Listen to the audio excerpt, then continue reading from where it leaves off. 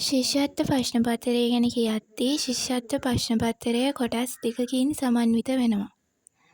පළවෙනි පත්‍රයේ සඳහන් වෙන්නේ ගණිත ගැටලු, ඒ වගේම ප්‍රායෝගික දේවල්, අපේ නිරීක්ෂණ හැකියාවෙන් හදන ගණිත ගැටලු තමයි තියෙන්නේ.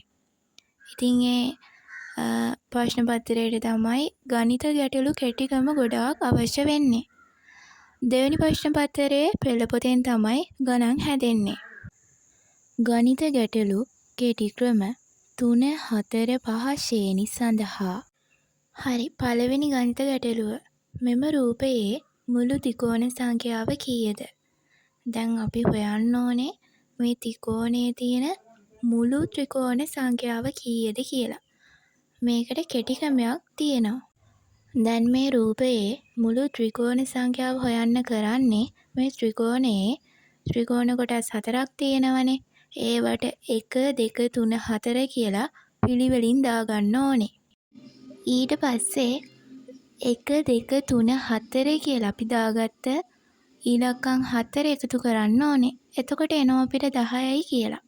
ඒ කියන්නේ මේ රූපයේ තියෙන ත්‍රිකෝණ සංඛ්‍යාවේ එකතුව 10 වෙනවා. ඍජුකෝණාශ්‍ර රටාව. මෙම ඍජුකෝණාශ්‍රයේ ඇති මුළු ඍජුකෝණාශ්‍ර ගණන කීයද? දැන් අපිට මේකේ කරන්න තියෙන්නේ අපි ත්‍රිකෝණයේ ත්‍රිකෝණ හැවුවානේ. ඒ වගේ මේකෙත් මේ තීරු 4ට 1, 2, 3, 4 කියලා පිළිවෙලින් දාගන්න ඕනේ. හරි, දැන් අපි ඒ විදිහට පිළිවෙලින් 1, 2, 3, 4 කියලා දාගත්තා. ඊට පස්සේ මේ 1, 2, 3, 4 කියන ඉලක්කම් 4 එකතු කරන්න ඕනේ. එතකොට එනවා අපිට 10යි කියලා උත්තරේ.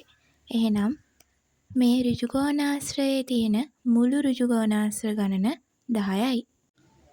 මෙම රූපයේ චතුරස්‍ර ගණන කීයද? දැන් අපෙන් අහන්නේ මේ රූපයේ තියෙන චතුරස්‍ර ගණන කීයද කියලා.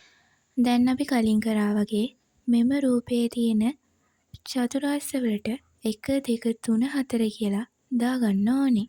ඊට පස්සේ ඒ 1, 2, 3, 4 පිළිවෙලින් එකතු කරන්න ඕනේ. එතකොට එනවා අපිට උත්තරේ 10යි කියලා. එහෙනම් මෙම රූපයේ තියෙන චතුරස්‍ර ගණන 10යි. මෙතනින් මේ වීඩියෝ එක අවසන් වෙනවා. මේ වීඩියෝ එක හොඳයි නම් ලයික් එකක් දාලා ඔයාලගේ මොකක් හරි අදහසක් තියෙනවා නම් කමෙන්ට් කරන්න කියලාත් කියනවා.